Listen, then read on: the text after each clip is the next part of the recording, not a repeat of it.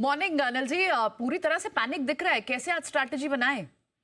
Good morning Priyanka. देखिए, इसमें कोई डाउट नहीं है कि जिस तरह के ऐलान कल देर शाम ट्रम्प साहब ने किए वो तो बहुत ही चौंकाने वाले हैं और बहुत ही ग्लोबल मार्केट्स को पैनिक करने वाले हैं ही।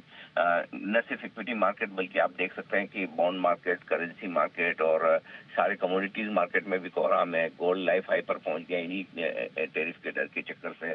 और जिस तरह का ऐलान उन्होंने किया है, किसी को भी नहीं छोड़ा है, किसी प्रोडक्ट को नहीं छोड़ा है, किसी देश को नहीं छोड़ा है, तो उन्होंने बहुत ही एग्रेसिवली टेरिफ लगाए, ये बात साफ दिख रही। तो उसका असर एकदम पूरे मार्केट पर पड़ता हुआ दिख रहा है। तो दो चीजें हैं इसमें। नेगेटिव साइड पर देखें तो डेफिनेटली इसमें कोई डाउट नहीं कि जो हाईएस्ट टेरिफ जहां जहां जितना वो लगा सकते थे उतना उन्होंने लगा दिया है।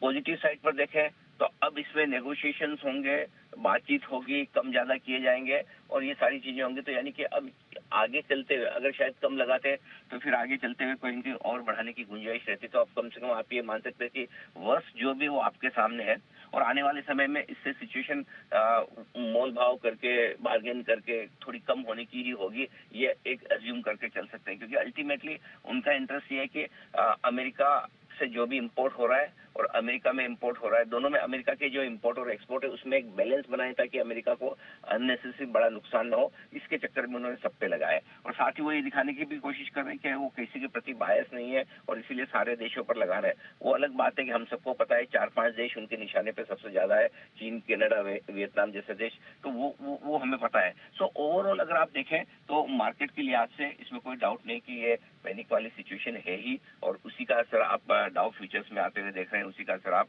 एशियाई बाजारों में देख रहे हैं। खासतौर से जिन देशों पर ज्यादा टैरिफ लगाए वहां के बाजार वहां पर पैनिक रिएक्शन भी देते हुए नजर आ रहे हैं। जी। तो अनिल जी, इतना डीप कट अब गिफ्ट निफ्टी जो दिखा रहा है, ऐसे में आज स्ट्रैटेजी बनाएं कैसे इंडेक्स पर ट्रेडर्स? सिंपल सी चीज है जो कल भी हम बात कर रहे थे कि अब आपके लिए मेक और ब्रेक लेवल एक 22,800 के आसपास का हो जाता है, जहां से आपने एक पहले रिकवरी 23,800 तक की दी। 23,800 से एक करेक्शन आपका शुरू हुआ, गिरावट शुरू हुई, वो 22,000 तक पहुंची है और वापस आप 22,000 से लेकर 23,800 तक पहुंचे हैं। 22,800 आपके लिए सबसे इंपॉर्टेंट लेवल है। आज अगर इसके नीचे बंद होते हैं तो आने वाले समय के लिए गिरावट का खतरा खुलता है। 400 पॉइंट के आसपास कट दिखा रहा है आपको गिफ्ट निफ्टी। हो सकता है इतना हम खुलें 23,000 के आसपास, इससे थोड़ा सा नीचे थे। मेरा ये मानना है 23,000 के आसपास खुलने की कोशिश होनी चाहिए निफ्टी की।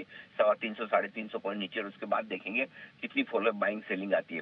22,800 के नीचे जाने पर ही चिंता की बात है, तब तक तो जितने कमजोर हम है वो है ही। तो मेरा ये समझना है सपोर्ट के लिहाज से 22,800 23,000 की रेंज आपके लिए आज इंपॉर्टेंट है। ऊपरी स्टोर की बात करना वैसे फायदे की बात नहीं, लेकिन फिर भी 23,350 23,550 ये ऊपर की रेंज है जो आपके लिए इम्पोर्टेंट होगी। जहां तक सवाल बैंक निफ्टी का है, 50,550 50,750 की रेंज है, वो पहला और अच्छा सपोर्ट है। 50,500 के नीचे कमजोरी बढ़ेगी, मुझे लगता है कि शायद बैंक निफ्टी थोड़ा सपोर्ट देने की कोशिश करे। 51,425 51,575 ऊपरी रेंज है बैंक निफ्टी के लिए। इम्पोर्टेंट ये है कि आज आपको ऑटो सेक्टर्स में, जेम्स ज्वेलरी में, इन इलेक्ट्रॉनिक्स से जुड़े सेक्टर्स में, श्रिम्प सेक्टर्स में, इनमें आपको प्रॉफिट बुकिंग और बिकवाली दिखेगी।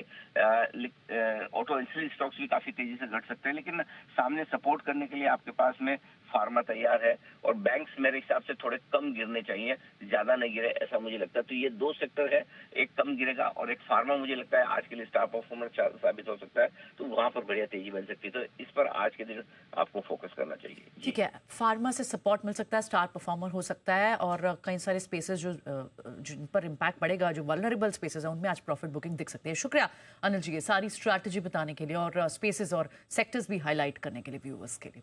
चलिए बढ़ेंगे।